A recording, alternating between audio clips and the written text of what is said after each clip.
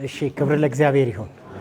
እግዚአብሔርን እጅግ አድርገን እናመሰግናለን። እንግዲህ ጸሎት መጸለይ ነው እንጂ ጸሎትን መማር ምን ያስፈልጋል የሚል ጥያቄ ቢኖራችሁ ምናልባት ለሱ ምላሽ በመስጠት ይጀምራለሁኝ። ታስታውሳላችሁ ደቀ መዛሙርትን ጌታ ኢየሱስ ክርስቶስን አንድ ጥያቄ ጠይቁት። እንዴት እንድንጸልይ አናውቅም፣ ምን አድርገን ጸሎትን አስተምረን። እንዴት እንድንጸልይ አናውቅም፣ ጸሎትን አስተምረን ሲሉት ጸሎት መጸለይ ነው እንጂ መማር አያስፈልግም ብሏል። ምን አደረገ? አስተማራቸው። ስለዚህ አንዱ ጸሎት ምን የምናደርገው ነገር ነው ማለት ነው። ከዚህ ቃል አውድ ስንነሳ የምንማረው ነገር ነው። ታስታውሳላችሁ ጌታችን ኢየሱስ ክርስቶስ ጸሎትን ያስተማረው 2 ጊዜ ነው። መጀመሪያ ያስተማረው 120 ለሚያክሉት ደቀ መዛሙርት። ብዙ ጊዜ ደቀ መዛሙርት ሲባል እኛ ትዝ የሚሉን 12ቱ ናቸው አይደል? ደቀ መዛሙርት 12 አይደሉም። ደቀ መዛሙርቱ ወደ 120 የሚጠጉት ናቸው። ሐዋርያት ናቸው 12 እና ለመጀመሪያ 120 ለሚሆኑት በማቴዎስ ምዕራፍ 5 6 7 እንደምናገኘው ካስተማረበት ርዕስ አንዱ ርዕስ ምንድን ነው? ጸሎት ነው። ማቴዎስ 6 ላይ የምናገኘው አሁን የጸሎት መዝጊያ እያደረግነው የሄድነውን የአባታችን ሆይ በሰማይ የምትኖር ስምህ ይቀደስ መንግሥት ትምጣ ብለው እንዲጸልዩ ምን አድርጓል? መጀመሪያ አስተምሯል። 2 ጊዜ ነው ጌታችን ኢየሱስ ክርስቶስ ያስተማረው። አንድ ጊዜ 120 ለሚያክሉት ምኖች ደቀ መዛሙርቶች ጌታችን ኢየሱስ ክርስቶስ ስለ ጸሎት አስተማረ። የሁለተኛው ትምህርት የሚገኘው ማርቆስ ምዕራፍ 11 ላይ ያለው ነው። ሁለተኛው ትምህርት ግን ፕሮግራም አድርጎ ሳይሆን እሱ ያስተማረው ጥያቄ ተጠይቆ፣ ጥያቄው ከምን ሞቲቭ መጣ የሚለውን ነገር ብታስቡ ጥያቄው የመጣው ክፍሉ ማርቆስ 11 ላይ ሲናገር ምን ይላል? ጌታችን ኢየሱስ ክርስቶስ በአንድ ቦታ ምን ያደርግ ነበር? ይጸልይ ነበር ይላል። ጸሎቱን በጨረሰ ጊዜ ሐዋርያት ተጠግተው ዮሐንስ ምን እንዳስተማረ ደቀ መዛሙርቱን እንዳስተማረ ጸሎት እንዳስተማረ ምን አድርገን አሉት? አስተምረን አሉት። እዚህ ጥያቄ ውስጥ ምን አለ መሰላችሁ? ጥያቄው የጸሎትን ፎርሙላ ስጠን የሚል ይመስላል። ምክንያቱም አንደኛ ጌታችን ኢየሱስ ክርስቶስ ከነሱ ጋር በሚመላለስበት ጊዜ ሁሉ ምን ያደርግ ነበር? ይጸልይ ነበር። መጸለዩ ብቻ አይደለም፣ ጸሎት የማያውቁ ናቸው እንደ ዙሪያ የተሰበሰቡት ፈሪሳውያን፣ የአይሁድ እምነት ተከታዮች ሁልጊዜ በየቤተ መቅደሱ እየሄዱ ምን የሚያደርጉ በምኩራብም በቤተ መቅደስም ምን የሚያደርጉ ናቸው? የሚጸልዩ ናቸው። ጸሎት አዲሳቸው አይደለም። ጸሎት አዲሳቸው አይደለም። ግን ጸሎትን አስተምረን ያሉበት ሞቲቫቸው ወይም የልብ ዝንባሌያቸው የጌታ ጸሎት ከሌላው ሲጸልይ ከነበረው ካህን እነ ቀያፋ እነ ሐናንያ ሲጸልዩት ከነበረው ምን ያደርጋል? ይለያል። ልዩነቱ ምንድነው? 4 ቀን የቆየ መቃብር ውስጥ ያለ አስከሬን ምን ያደርጋል? በስም ጠርቶ ያስነሳል። ከመጥራቱ በፊት ምን አድርጓል ይላል ክፍሉ ላይ። አባቶ እንደምሰማኝ አውቃለሁ ጸልይ። 5 ዓሣና 2 እንጀራ ለ5000 ሰው ያባዛል ጸሎቱ።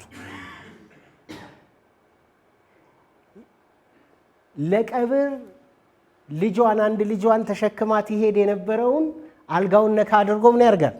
ያስነሳል። አንዳንድ ጊዜም ደግሞ ልጅቷ ተኝታለች እንጂ አልሞተችም እያለ ይልካል።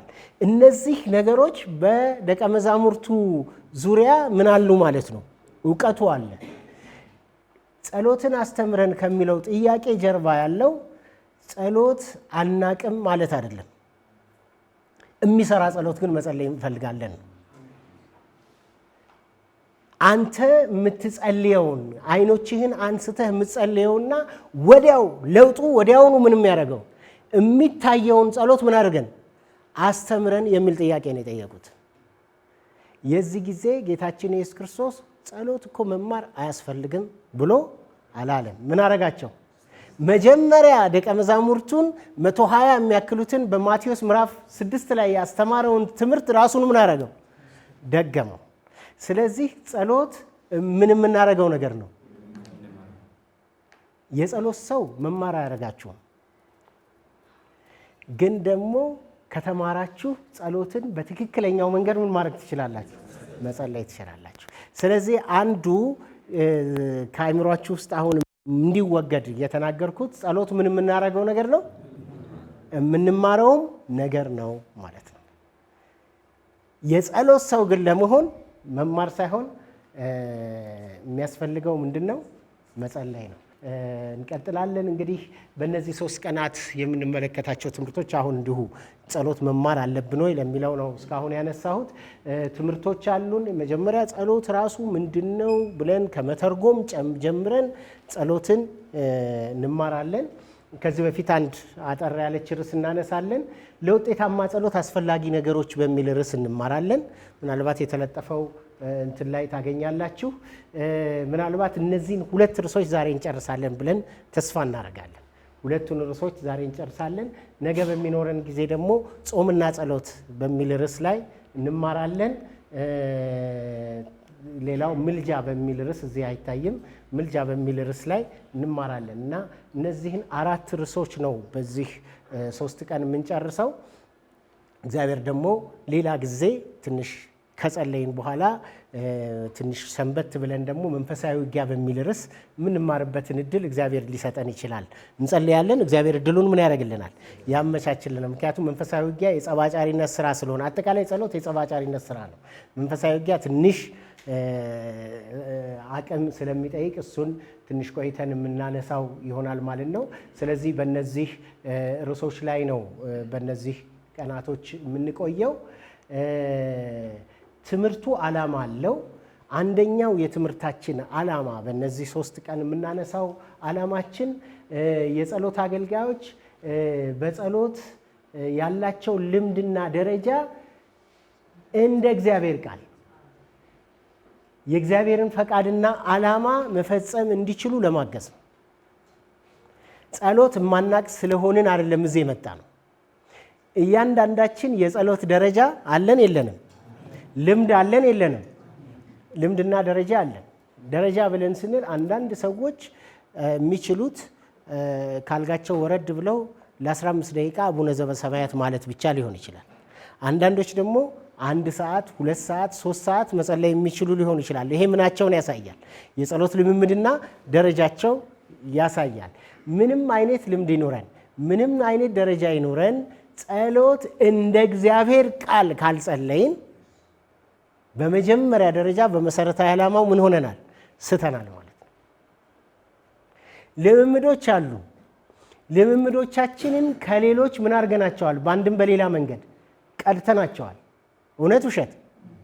አሁን የምንጸልየውን ጸሎት እኮ አንድ ጊዜ ወይም እኛ ወደ ጌታ በመጣንበት ጊዜ የምንወደው ሰው የምንቀርበው ደቀ መዝሙር ያደረገን ሰው ሲጸልየው የነበረ ጸሎት እናንተ ውስጥ አለ የለም? አለ። ልምምዶች አሉን፣ ከሌሎች የሚወረስናቸው ነገሮች አሉን። ሁሉም ነገር ግን ከማን ጋር መገናኘት አለበት? ከእግዚአብሔር ቃል ጋር መገናኘት አለበት። ስለዚህ ጸሎት እንደምን እንደ እግዚአብሔር ቃል መጸለይ እንድንችል ለማገዝ ነው። ሁለተኛው ደግሞ ጸሎት የተሰጠበት ዓላማ አለ። ጸሎት የተሰጠበት ዓላማ ፍርኖ ዱቄት እንድንለምንበት አይደለም። ጸሎት የተሰጠበት ዓላማ ምን እንድናደርግ? ፈቃደ እግዚአብሔር በሰማይ ያለችው በምን እንድትሆን? በምድር እንድትሆን ነው። ጸሎት የማን ፈቃድ ማስፈጸሚያ ነው? ጸሎት የእግዚአብሔር ፈቃድ ማስፈጸሚያ ነው እንጂ ፈቃደ እኔ ማስፈጸሚያ አይደለም።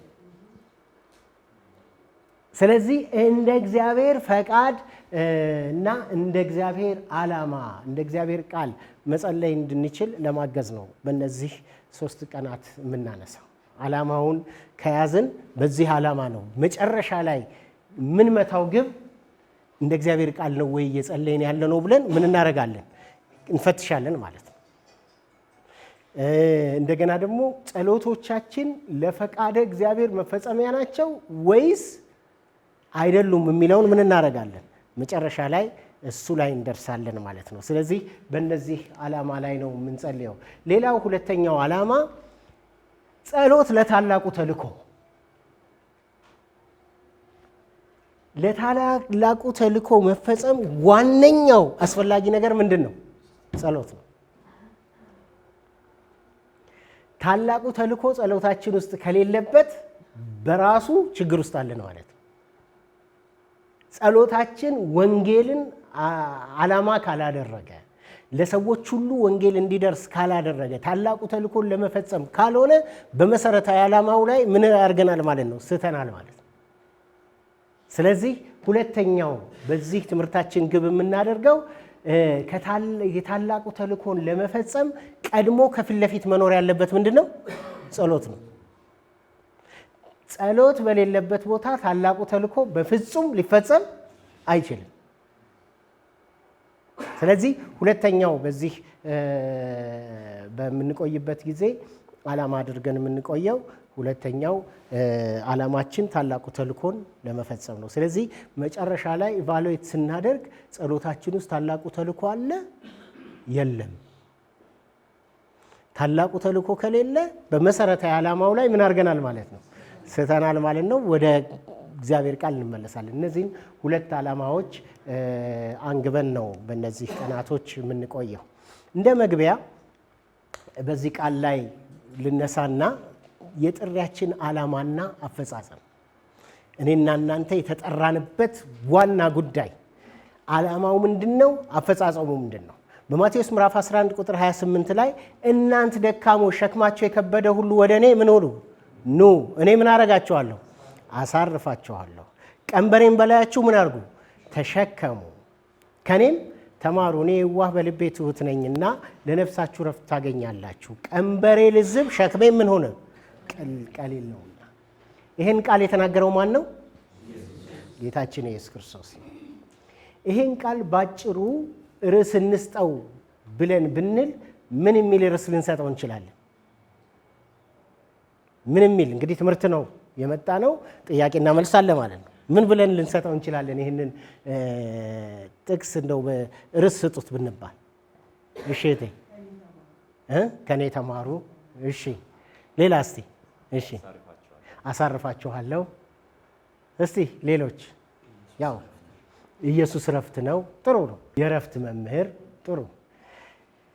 እኔ ከእናንተ ትንሽ ለየት ልበልና ይሄንን ርዕስ ስጠው ወይም ደግሞ ምንድነው መልእክቱ ተብዬ፣ መልእክቱ ነው አይደለ ወደ ርዕስ የሚቀየረው። መልእክቱን ወደ ርዕስ መቀየር ቢያስፈልግ የጥሪ ደብዳቤ ልንለው እንችላለን። የጥሪ ደብዳቤ ለምንድን ነው የምንለው? አንድ የጥሪ ደብዳቤ ወይም የጥሪ ካርድ ሙሉ መልእክት መያዝ አለበት አይደል? ካርድ በተለያየ አጋጣሚ ይደርሰናል። የሰርግ ይደርሰናል። አንዳንዴ አሁን የቀረ ይመስለኛል የተስካርም ሊደርሰን ይችላል። ሌሎች ካርዶች ይደርሱናል። ራሱ ካርዱን ገና ስታዩት የምን ካርድ እንደሆነ ታውቃላችሁ። ለምሳሌ ሁለት ቀለበት ካለበት ወይ ሁለት እርግቦች ካሉበት የሆነ ነገር የምንድን ነው እንላለን? መጀመሪያ የሰርግ ነው እንላለን። የሰርግ ነው ብለን ውስጡን ሳናነብ ሰርግ ተጠራሁ ማለት እንችላለን እንዴ? ምን መያዝ አለበት ውስጡ? ለማን ነው ካርዱ? ለእኔ ነው አድርስ ተብዬ ነው። ሁለተኛ ደግሞ መቼ ነው ጥሪው? ስንት ሰዓት ነው ጥሪው? ምናልባት አንዳንድ መመዘኛዎች አሉት ጥሪው። አሁን በዚህ ዘመን እየቀረ ያለ ይመስለኛል። እሱም ትንሽ ከዚህ አለፍ ባለው ዘመን የመኪና እጥረት ስላለብን የመኪናችሁን ኋላ መቀመጫ ምን አድርጉልን? ክፍት አድርጉልን ይላል አይደል?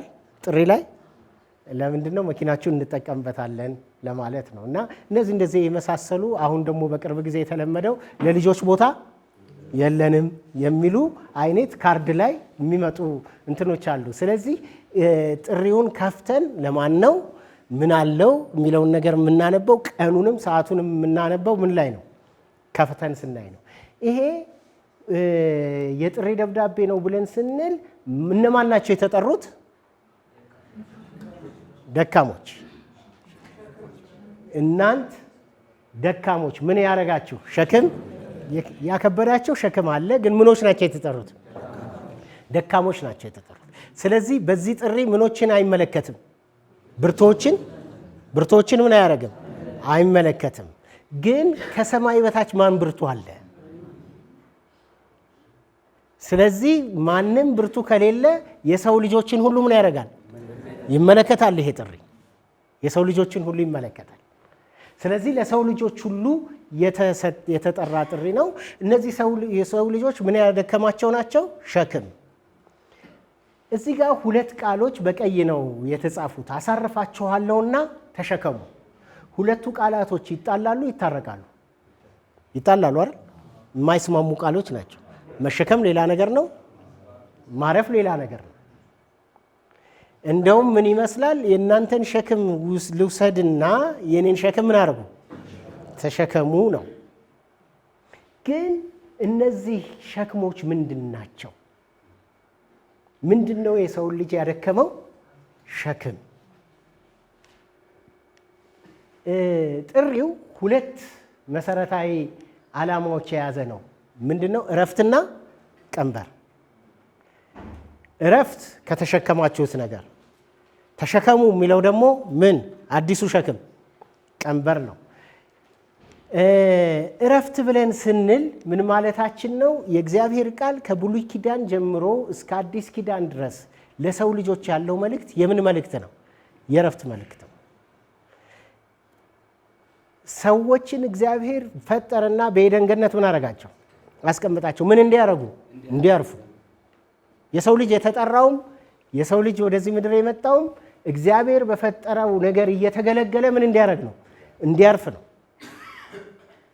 የሰው ልጅ ግን ከዛ እረፍት አልፈልግም ብሎ ምን አረገ? ትእዛዝ ተላለፈና ከእረፍት ምን አረገ? ወጣ። የወጣው ደግሞ በጌታ በኢየሱስ ክርስቶስ እንደገና ወደ ምን ተመለሰ? ወደ እረፍት ተመለሰ። ስለዚህ ለሰው ልጅ እግዚአብሔር ያለው ዓላማ ምንድን ነው? እረፍት ነው። መጀመሪያ ደረጃ ለሰው ልጅ እግዚአብሔር ያለው ዓላማ እረፍት ነው። ግን የሰው ልጅ ከዚህ እረፍት ወጣና ኃጢአት ሰራና ወጣና እዚህ ጋር አንድ ትልቅ ቋጥኝ የተሸከመች ትታያለች አይደል? እንዲሁ ራሱ ሰው ይሄንን የሚያክል ቋጥኝ መሸከም ይችላል? አይችልም አይደል? እና እንዲሁ ራሱ ያደክማል። እንዲህ ስናየው ሰው ከእረፍት ከወጣ በኋላ ብሉይ ኪዳን ላይ ያለውን ነው ማነሳላችሁ። ከእረፍት ከወጣ በኋላ ወደ እረፍት ለመመለስ የተሰጠው ምንድን ነው? ሕግ ነው አይደል?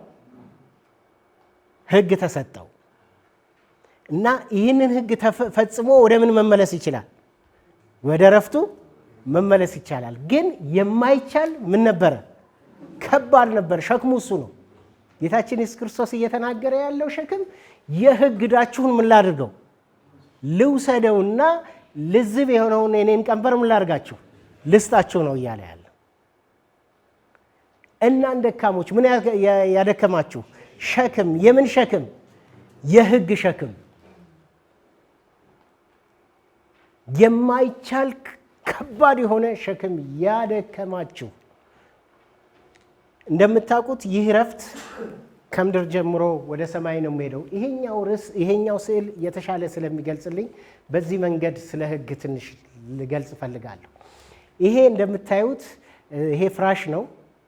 ይሄ ከፍታ ዝላይ መሮጫ ነው ማለት የከፍታ ዝላይ ነው የሚያሳየው። ይሄ እዚህ ጋር የግማሽ ሜትር ነው የመሮጫ ማለት እንዲዘል የሚጠበቅበት። ይሄኛው 3 ሜትር ነው። ለሰው ልጆች ለእስራኤላውያን የተሰጠው ሸክም መጀመሪያ ግማሽ ሜትር እንዲዘሉ ነው። ግማሽ ሜትር መዝለል ከባድ ነው? ቀላል ነው? ምንም እንደው በጣም ልምምድ ይጠይቃል? ልምምድ አይጠይቅም። ምን ማድረግ ብቻ ነው የሚጠይቀው? እግርን ማንሳት ብቻ ነው የሚጠይቀው። ግን እስራኤላውያኖች ይህንን መዝለል አልቻሉም። እዚህ ጋር የምታዩት ሰው እስራኤላዊ ነው። የሚጠበቅበት ግማሽ ሜትር መዝለል ግን አልቻለም። ያልቻለው ለምንድን ነው? እዚህ እግሩ ላይ 500 ኪሎ የሚመዝን አሎሎ ታስሮበታል። ይሄ ሰውዬ እድሜ ልኩን ስፖርት ቢሰራ ይሄንን 500 ኪሎ የሚመዝን እግሩ ላይ ካለው ጋራ አብሮ እቺን ግማሽ ሜትር መዝለል ይችላል? ለምንድን ነው የማይችለው? ሕግ የሚባል ነገር እግሩን ተብትቦ ምን አረገው? አስሮታል። ይሄንን ሸክም ነው ላንሳላችሁ እያለ ያለው። ይሄንን ግማሽ ሜትር መዝለል አቅቶት እስራኤላዊ 10ሩን ትእዛዛት መፈጸም አቅቶት ይታገል ነበር። በዚህ ትግል ውስጥ እያለ ጌታ ኢየሱስ ክርስቶስ ወደ ምን መጣ? ወደ ምድር መጣ። ወደ ምድር መጣና ከእንግዲህ ወዲህ መዝለል አያስፈልግም አላለም። እንደውም የመዝለያ ከፍታውን ወደ ምን አሳደገው? ወደ 3 ሜትር ከፍ አደረገው። ምን አደረገ? ፊት ያመነዘረ ነበረ ምንም የሆነው የሚተላለፈው።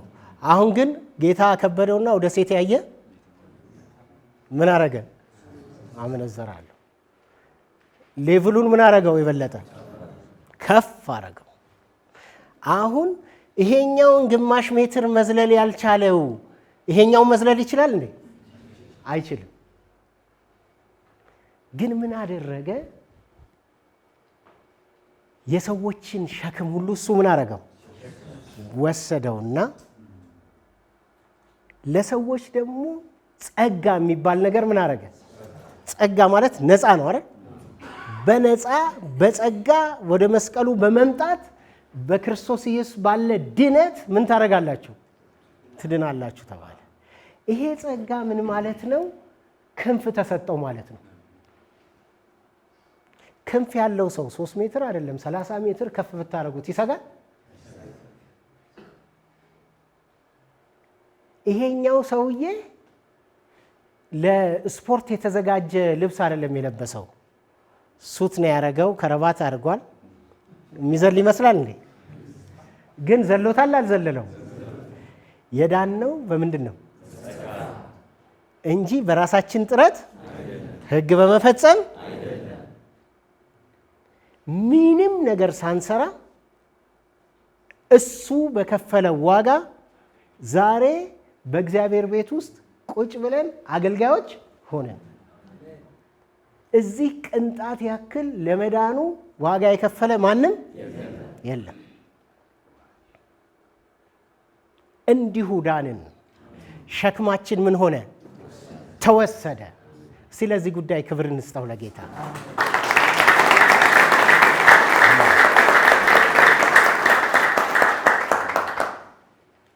በመስቀል ስራ ውጤት ሁላችንም ዳንን። ይሄንን ነው የሚያሳየው። ምንድነው? ስዕል ይገልጻል አይደል? አይምሯችን ውስጥ እንዲቀመጥ ስለፈለግኩ ነው። እና በሕግ ለመጽደቅ የተደረገው የእስራኤል ድካም በጌታ በኢየሱስ ክርስቶስ ምን ሆነ? ተነሳና ዳንን፣ አረፍን።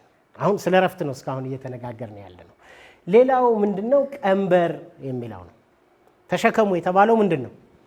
ቀንበር ነው። ቀንበር የምን መሳሪያ ነው? የእርሻ መሳሪያ ነው። ለምንድን ነው ጌታችን ኢየሱስ ክርስቶስ ሌላ መሳሪያ ያልተጠቀመው? ለምን መዶሻ አላለም? ይሄ ሚስማር ምናምን የሚመታበት መዶሻ አለ አይደል? እሱም መሳሪያ ነው አይደል? ጽንሰ ሐሳቡን ብናይ ቀንበርም ምንድን ነው? የእርሻ መሳሪያ ነው አይደል? ለምንድን ነው ቀንበርን የተጠቀመው? እንደምታውቁት ቀንበር የእርሻ መሳሪያ ነው። ግን ቀንበር የተጠቀመው ለምድር ኑሮ ዋና ጉዳይ ስለሆነ ነው። ቀንበር ለምሳሌ የመዶሻ ዋና ነገር ነው እንዴ? ግን አስፈላጊ ነገር ነው። መዶሻ ብፌ ውስጥ እናስቀምጠዋለን። ብዙ ጊዜ መዶሻ የት ነው የሚገኘው? ስርቻ ውስጥ ነው አይደል? እንደውም በአሁኑ ዘመን አናጺው ራሱ ይዞ ስለሚመጣ መዶሻ ገዝቶ የሚያስቀምጥ የለም። የድሮ ሰዎች ናቸው መዶሻ ያስቀምጡና ይዋዋሳሉ። እና ለመዋስ ሰው ሲመጣ ከብፌ ውስጥ አይደለም ብድግ ተደርጎ የሚሰጠው፣ የሆነ አልጋ ስር የሆነ ምናምን ተፈልጎ ነው መዶሻ የሚወጣው። ግን ቀንበር ዋና ጉዳይ ነው። ቀንበር የለም ማለት የሰው ልጅ በዚህ ምድር ላይ ኑሮ አከተመለት ማለት ነው። ምክንያቱም ገበሬ ካላረሰ እዚህ ቁጭ ብለን ማናችንም ስልጠና መውሰድ አንችልም። ምክንያቱም በአንድም በሌላ መንገድ ሰው የምን ጥገኛ ነው? የመሬት ጥገኛ ነው አይደል? ስለዚህ በጣም አይነተኛ መሳሪያ ነው። ለዚህ ነው በኢትዮጵያ የወንጀለኛ መቅጫም የፍትሐ ብሔር ሕግ በ1923 በኋላ በ1948 አካባቢ በተሻሻለው የኢትዮጵያ ሕግ ላይ በሁለቱም ጊዜ አንድ ገበሬ የተሰጠውን መሬት ከ2 ዓመት በላይ ጾም ማሳደር አይፈቀድለትም። ማረስ መቻል አለበት። ካላረሰ በሕግ ይጠየቃል። በነገራችን ላይ ኢትዮጵያ ውስጥ መሬት ኖሮት አለማረስ የሚችል የለም፣ ትርፍ መሬት ስለሌለ ማለት ነው። እንደውም መሬት ያነሰው ነው አይደል ያለው። ግን አለማረስ አይቻልም። በአፄ ኃይለ ሥላሴ ጊዜ ነው ይሄ ሕግ የወጣው እና አንድ ገበሬ መሬቱን ካላረሰ የሚጠየቅበት ሕግ የመግደል ሙከራ ሕግ ነው። ማላይ የመግደል ሙከራ ሸማቹ ላይ እሱ ካረሰ በኋላ ለሚያስፈልገው ነገር ወደ ገበያ ሲያወጣ ሌላው ደግሞ ምን ያደርጋል? ይሸምታል፣ እንለዋወጣለን ማለት ነው። እሱ ጨው ይፈልጋል፣ በርበሬ ይፈልጋል፣ ወይም ደግሞ ዘይት ይፈልጋል፣ ይሸጣል። ለልብሱ ሲል ይሸጣል። እኛ ደግሞ ከሱ ሸምተን ምን እናደርጋለን? እንጠቀማለን። ዋና መሳሪያ ነው ቀንበር እና ጌታችን ኢየሱስ ክርስቶስ ቀንበር የሚለውን ጽንሰ ሐሳብ የተጠቀመው ለምንድን ነው? ቀንበር ያው የማያቋርጥ ሰራተኝነትን፣ ትጋትን ነው የሚያሳየው። ቀንበር መሸከም ማለት ታላቁ ተልእኮን በትክክል መፈጸም ማለት ነው። ምን ማለት ነው? በሌላ አነጋገር ቅድም ገበሬው በምን ይጠየቃል ብለናል? ካላረሰ በሕግ ይጠይቃል አይደለ? እኔና እናንተ ወንጌል ባንናገርስ እንጠይቃለን አንጠይቅም? በምን ሕግ ነው የምንጠይቀው? ደሙን ካንተ እሻለሁ ይላል አይደል? ወንጌልን ባትነግረው ቢጠፋ ደሙን ካንተ ምን አደርጋለሁ? የዚህ ተጠያቂነት ያለበት ወንጌላዊ ከሌ ነው እንዴ? ፓስተር ከሌ ነው እንዴ? ማንም ሰው የተጠራ ሰው ሁሉ የዚህ ጉዳይ ተጠያቂ ነው አይደለም? ነው። አርፍ ያለው በክርስቶስ የሚል ሁሉ ሌላ ቀንበር የመሸከም ግዴታ አለበት። ይሄ ግዴታ ምንድን ነው? ቀንበሩ ልዝብና ቀላል ነው። ቀንበሩ ታላቁ ተልእኮን በትክክል ምን ማድረግ ነው? መፈጸም ነው። ታላቁ ተልእኮን በትክክል ያልፈጸመ ሰው ይጠየቃል አይጠየቅም? የሚጠየቀው በምን ዕዳ ነው? በደም ዕዳ ነው። ደሙን ካንተ ምን አደርጋለሁ? እሻለሁ። ስለዚህ ያ ጥቅስ የሚናገረው በክርስቶስ ማረፋችንን ብቻ ሳይሆን ግዴታችንንም ጭምር ነው። የምን ግዴታ? ወንጌል የመናገር ግዴታችንንም ጭምር ነው። እናንተ ደካሞች ሸክማችሁ የከበደ ወደ እኔ ምን አድርጉ ኑ፣ ምን አደርጋችኋለሁ? አሳርፋችኋለሁ። አዎ አርፈናል እኛ ባልከፈልነው ዋጋ። ግን ምን አለው አብሮት? ቀንበሬን ደግሞ ምን አድርጉ? ተሸከሙ። ቀንበሩ ምንድን ነው? ልዝብና ቀሊል ነው። ቀንበሩ ምንድን ነው አልን? አሁን ታላቁ ተልእኮን በትክክል መፈጸም። ታላቁ ተልእኮን የማይፈጽም ሰው ይጠይቃል አይጠይቅም? ታላቁ ተልእኮ የሚያክል ትልቅ ዕዳ ካለብን ታላቁ ተልእኮን የምንፈጽምበት ጉልበት ደግሞ ጸሎት ይባላል። ታላቁ ተልእኮን የምንፈጽምበት ምን አለብን? ዕዳ አለብን። ይሄን ዕዳችንን የምንፈጽምበት ጉልበት ደግሞ ምንድን ነው? ጸሎት ይባላል። ያለ ጸሎት ታላቁ ተልእኮ ወደ ግብ መድረስ አይችልም።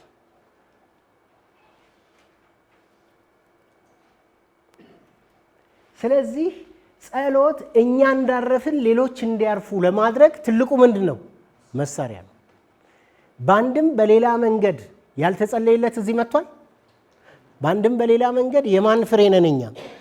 የሌሎች የምን ፍሬ ነን? የጸሎት ፍሬ ነን። እንደውም አንዳንዶቻችሁ ጾም ጸሎት ጭምር ቅርጥፍ አድርጋችሁ በልታችሁ ነው የመጣችሁት። እናንተ ወደ እግዚአብሔር ቤት እንድትመጡ የጾሙና የጸለዩ ሳይኖሩ አይቀሩም ለአንዳንዶቻችሁ። ግን በአንድም በሌላ መንገድ ዛሬ እኛ በእግዚአብሔር ቤት ውስጥ እንድንገኝ ሌሎች ምን አድርገዋል? ጸልየዋል።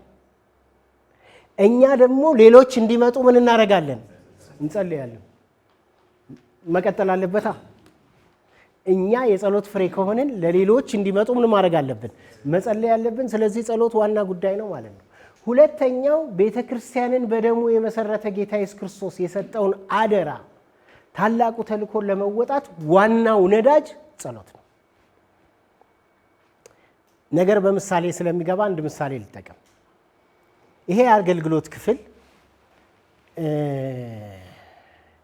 ወንጌልንም ለመስራት ወደ ተለያየ ቦታ ለመንቀሳቀስ አንድ የፊልድ መኪና ላንድ ክሩዘር ያስፈልገዋል እንበል። እየተንቀሳቀስን ምን እንድናደርግ? ወንጌል እንድንሰራ እግዚአብሔር ተሽከርካሪ እንዲሰጠን ምን እያደረግን ነው? እየጸለይን ነው እንበል። እግዚአብሔር ጸሎት ይሰማል። ጸሎት ደግሞ ምን ያደርጋል? ይመልሳል።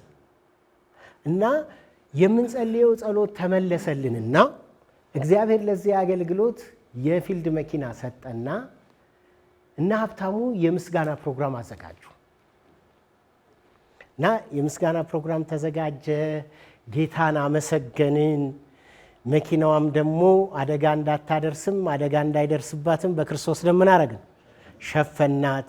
ለእግዚአብሔር መንግሥት ስራ ትሁን ብለን ቀደስናት እና በጣም ደስ ስላላቸው እና ሀብታሙ ቅድም እንደበላ ነው ኩኪስና ሻይ ምናምን ለስላሳ ምናምን አዘጋጅተው ነበር። ፌሎሺፕ አደረግን። ፌሎሺፕ አድርገን ደስ ብሎን እግዚአብሔር መኪና ስለሰጠን እያመሰገንን ቤታችን ገብተን ሬዲዮኖቻችንና ቴሌቪዥኖቻችንን ስንከፍት መንግስት አንድ መግለጫ አውጥቷል። መንግስት ያወጣው መግለጫ እንዲህ ይላል። እንደምታውቁት የኢኮኖሚ ግሽበቱ በጣም በከፍተኛ ደረጃ እያደገ ነው። የውጭ ምንዛሪያችን በጣም ተመናምኖ በጣም አደጋ ላይ ነው ያለችው ኢትዮጵያ። ስለዚህ የዶላር መመናመን ምክንያት ከውጭ ከምናስገባቸው ብዙ ዶላር ከሚወስዱብን ነገሮች የተወሰኑትን ላልተወሰኑ ጊዜ ላለማስገባት ወስነናል። አንዱ በከፍተኛ ደረጃ ዶላራችንን የሚወስደው ነዳጅ ስለሆነ ላልተወሰነ ጊዜ ነዳጅ ስለማንገዛ የኢትዮጵያ ሕዝቦች ታገሱኝ፣ እንደ ቀድሞአችሁ ወደ በቅሎና አህዮቻችሁ ተመለሱ የሚል ማስታወቂያ ሰማን፣ መግለጫ። አሁን ቀን ላይ የጠጣነው ሻይና ለስላሳ እንደገና ደግሞ የበላነው ኩኪስ እየተናነቀን መተን አንቺ መኪና አዝዤሻለሁ ከዛሬ ጀምሮ በኢየሱስ ስም ሂጂ ብንላት ትሄዳለች? ለምንድን ነው የማትሄደው? መኪናም ያደረጋት ምንድን ነው? ታላቁ ተልእኮ የሚያደርገው ጸሎት ነው። ጸሎት አልባ ታላቁ ተልእኮ የትም ሊደርስ አይችልም። የትም ሊደርስ አይችልም። ስለዚህ ጸሎት ዋናው አጀንዳው ለምን? ለታላቁ ተልእኮ መፈጸም መሆን አለበት ማለት ነው። ሌላው አዎንታዊ ምላሽ የሰጡት ስር ሰደው እንዲቆሙና ለሌሎች መዳን ምክንያት እንዲሆኑ መጸለይ ያስፈልጋል አያስፈልግም? ያስፈልጋል። አንድ ቀን እኮ እኔና እናንተ ወደ መድረክ ወተን ጌታ ኢየሱስ ክርስቶስን እንደ ግል አዳኜ አድርጌ ተቀብያለሁ፣ ዓለምን፣ ኃጢአትን፣ ሰይጣንን ምን አድርጌያለሁ? ክጃለሁ ብለን ነው ዛሬ ግን አገልጋይ ይሆን ነው። የዛን ጊዜ ወደ መድረክ ስንወጣ እከሌ ፓስተር ይሆናል፣ እከሌ አገልጋይ ይሆናል፣ እከሌ ቄስ ይሆናል ብሎ ያሰባል። ግን ወደ መድረክ ወጥተው ጌታን ለሚቀበሉ ሰዎች በጭብጨባ ከመሸኘት ያለፈ ስንቶቻችን እንጸልይላቸዋለን? እንደውም ምን ይባላል? እከሌን ተከተሉና ሂዱ ይባላል አይደል? የሆነ ሰው ተከትለው ምን ያደርጋሉ? ይሄዳሉ። ምን እንደሚላቸው አይታወቅም። ትንሽ ቆይተው ምን ያደርጋሉ? ይመለሳሉ። ጦርነቱ የሚጀምረው ከመቼ ጀምሮ ነው? እዚች ጋር መጥተው ዓለምን፣ ሰይጣንን፣ ኃጢአትን ምን አድርጌያለሁ? ክጃለሁ፣ ምህረት ለምኛለሁ፣ ከእንግዲህ ወዲህ ለጌታ እኖራለሁ ካሉበት ጊዜ ጀምሮ ጦርነት ይጀምራል አይጀመርም? እነሱ ካልጸለይንላቸው ስር ሰደው መቆም አይችሉም። ስር ሰደው እንዲቆሙ ብቻ አይደለም፣ ድነው ቆመው በእግዚአብሔር ቤት ጸንተው ለሌላው ምን ምክንያት እንዲሆኑ? መዳን ምክንያት እንዲሆኑ መጸለይ ዋና ኃላፊነት ነው። አንዱ ቤተክርስቲያን ውስጥ ቸል የተባለው ጸሎት የትኛው ነው? ይሄኛው ነው። በየቤተክርስቲያኑ የጸሎት ግሩፕ አለ። ግን ስንቱ ነው ወጥቶ ዛሬ እስቲ ምን ያክል ሰዎች ናቸው ጌታን የተቀበሉት? ማን ይባላሉ? አለሚቱ፣ ነጋሽ ምናምን። ስለነሱ ጌታ ሆይ አጽናቸው፣ በቤት ውስጥ ከላቸው፣ ነገ ደግሞ ተጠቀምባቸው ብሎ የሚጸልይ ያለ በአብዛኛው የለም። እንደውም 100% ማለት ይቻላል የለም ማለት እንችላለን። እኛ እንድናርፍ ሌሎች ከጸለዩልን እኛ ደግሞ ሌሎች እንዲያርፉ ብቻ ሳይሆን የመጡ ሰዎች ስር ሰደው ምን እንዲሆኑ እንዲቆሙ፣ መቆም ብቻ አይደለም ተራምደው ደግሞ ለሌሎች ምን እንዲሆኑ የመዳን ምክንያት እንዲሆኑ መጸለይ አንዱ ኃላፊነት ነው። ሌላው ቤተክርስቲያንና የእግዚአብሔር ሕዝብ የወንጌል ተልእኮ ባላጋራና ተቀናቃኝ የሆነውን ኃይለኛውን ለማሰር ትልቁና ዋናው አገልግሎት ጸሎት ነው። ኃይለኛውን ሳያስሩ ወደ ኃይለኛው ቤት ገብቶ ምን ማድረግ አይችልም፣ መበዝበዝ አይቻልም። ኃይለኛው እንዲታሰር፣ ሰዎች እንዳይመጡ የሚሰራው እንዲታሰር የቤተ ክርስቲያን ክፉና ተቀናቃኝ ባላጋራ ስላለባት ያንን ባላጋራ ለማሰር ጸሎት ምንድን ነው? ዋነኛ መሳሪያ ነው። ስለዚህ በእነዚህ በብዙ ምክንያቶች ጸሎት ዋነኛ ነገር ነው ማለት ነው።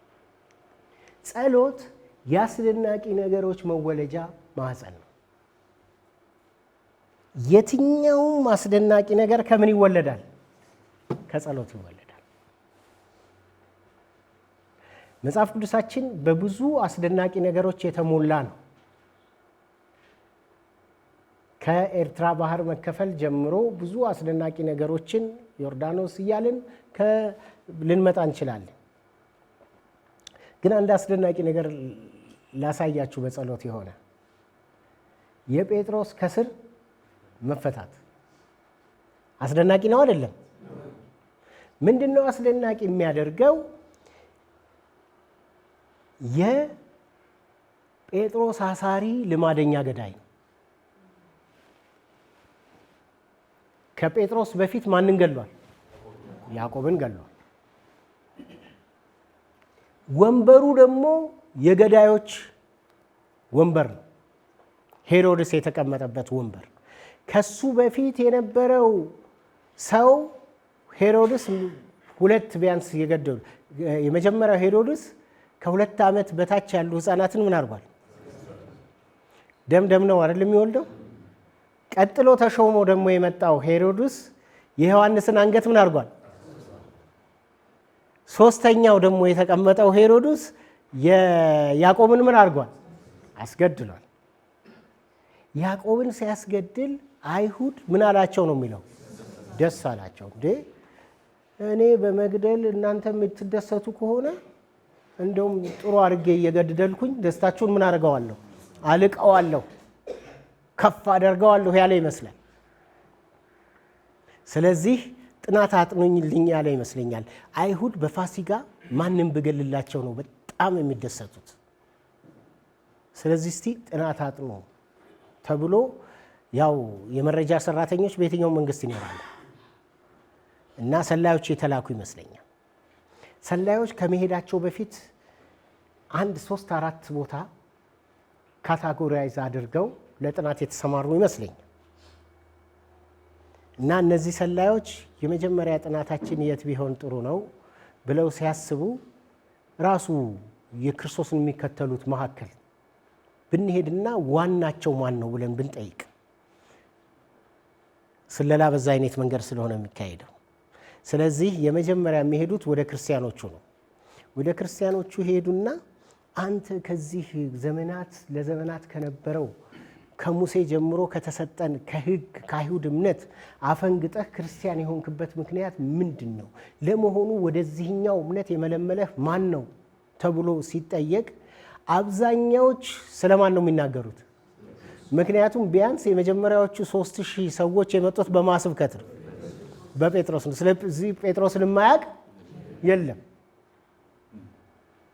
ስለዚህ በየሄዱበት እንደው ራንደምሊ እንኳን የተወሰነ ክርስቲያኖችን እየፈለጉ ማን ነው ወደዚህ እንድትገባ ያደረገህ ብለው ይጠይቁ ስለማን ነው የሚናገሩት? ስለ ጴጥሮስ ነው የሚናገሩት። ከዛ ቆይ እስቲ ከነሱ ወጣ እንበልና ምኩራብ አካባቢ ያሉት ደግሞ ስለማይናገሩ ይሆን ብለው ወደ ምኩራብ አካባቢ ቢሄዱ ደግሞ ምኩራብ አካባቢ ላይ በዛን ሰሞን የሚወራው ስለማን ነው? ስለ ጴጥሮስ። ለምን? ያን ሽባ ሰውዬ ምን አድርጎታል? አስነስቶታል። ስለዚህ የምኩራብ የሰሞነኛ ወሬ ማን ነው? ጴጥሮስ ነው። አይ እነ ቀያፋ አካባቢ እስቲ ኃላፊዎች ሊደርሺፕ ላይ ያሉት መሪዎቹ አካባቢ እስቲ ደግሞ እንሂድና እናጥና ብለው ወደ ነቀያፋ ሄደው ለመሆኑ የዚህ አዲስ እምነት ተከታዮች መሪ ማን ነው ብለው ቢጠይቋቸው ስለማን ነው የሚያወሩት? እነሱ ስለ ጴጥሮስ። ምክንያቱም ምን ሰምተዋል እነሱ? ቁልፍ ሰጥቶታል። የገሃነም ደጆች የማይችሏትን ቤተክርስቲያኔን በአንተ ላይ ምን አደርጋለሁ? እመሰርታለሁ። እንደውም እሱን የተካው እሱ ሳይሆን አይቀርም። እሱም ታምራት ያደርግ ነበር፣ ይሄኛውም ጀማምሮታል። ምን ማድረግ ጀምሯል? ሽባውን ምን ማድረግ ጀምሯል? ማስነሳት ጀምሯል። ስለዚህ ቁልፉ ያዕቆብ ሳይሆን ቁልፉ ማን ነው ብለው ነው የሚናገሩት? ጴጥሮስ ነው። ስለዚህ መረጃው ተሰብስቦ ወደ ማን ይመጣለታል? ወደ ሄሮድስ። ስለዚህ ቁልፉ ማን ነው? ጴጥሮስ። ስለዚህ ጴጥሮስ ሲታሰር በሮማውያን አስተሳሰር ሕግ ነው የታሰረው። ሮማውያን ዓለምን የገዙት ከግሪኮች ቀጥለው ሮማውያን ናቸው ታውቃላችሁ። እና ሲገዙ በጦር ኃይል ነው እያሸነፉ። ግሪኮች በእውቀት ነው፣ በጥበቦቻቸውና በሳይንስና ቴክኖሎጂ ፍልስፍናቸው ነበር የሚገዙ የነበሩት። ጦርነት የላቸውም ማለት አይደለም። እነሱም ግን በተለይ ግሪኮችን አሸንፈው ሮማውያን ነበሩ በአብዛኛው ያንን አካባቢ ቅኝ ገዝተው የነበሩት እስራኤልን ጨምሮ ማለት ነው። እና በየሄዱበት ቦታ የነገስታትን ሲያገኙ፣ መሪዎችን ሲያገኙ መሪዎች የሚታሰሩበት አስተሳሰር አለ። መሪ በመጀመሪያ ደረጃ መረጃ ሳይሰጥ መሞት የለበትም። ጦሩ የት አካባቢ እንዳለ፣ ምን እቅድ እንደነበረ። ስለዚህ መሪ ሲታሰር መጀመሪያ የሚታሰረው ሁለቱ እጁ ነው። በራሱ እጅ ራሱን ምን እንዳያደርግ እንዳያጠፋ በዚህም ከሌላ ወታደር ጋር ምን ይሆናል? ይታሰራል። እንቅስቃሴው በሙሉ በምን እንዲሆን? በቁጥጥር ውስጥ እንዲሆን፣ በእጁ ምንም ነገር እንዳያደርግ እና ሁለት ሰዎች ደግሞ ይጠብቃሉ። ስለዚህ ታስታውሳላችሁ ወደ 16 ሰዎች ነበሩ አይደል የሚጠብቁት? 16 ሰዎች በ24 ሰዓት በእያንዳንዱ 6 ሰዓት 4 ሰዎች ይጠብቁት ነበር። አስተሳሰሩ ምንድን ነው? ጥብቅ ነው። ከዚህ ጥብቅ ያወጣው ማን ነው?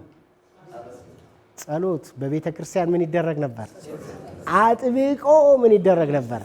ጸሎት ይጸለይ ነበር። እንደውም ራእይ የሚያይ መሰለው ነው አይደል የሚለው። እና 2 ቅያስ ከሄደ በኋላ ነው፣ 2 ስላች ይላል ቃሉ። ከሄደ በኋላ ነው መፈታቱን ያወቀው። ሲያውቅ ምንድነው የተረዳው በመንፈሱ? ይሄ በምንም አይነት ሁኔታ ተራርቶለት አይደለም የተፈታው። ይህንን ሊያደርግ የሚችለው ጸሎት ነው። ስለዚህ ትዝ ያለው ማርቆስ እናት ቤት ያለው ጸሎት ነው። ወደ ቤተሰቡ ከመሄዱ በፊት ወዴት ነው ሄደው? ወደ እነ ማርቆስ እናት ቤት ሄደ።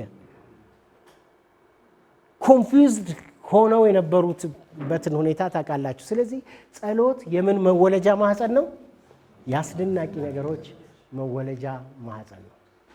በእምነት ከአሁኑ ትውልድ የቀደሙ አባቶች ጸሎትን በሁለት መንገድ ፈተውታል።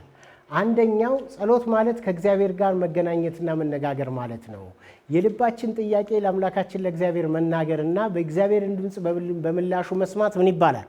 ጸሎት ይባላል። ይሄን ሁላችንም ገና የደህንነት ትምህርት ስንማር ምን ያደረግነው ነው? የተማርነው ነው።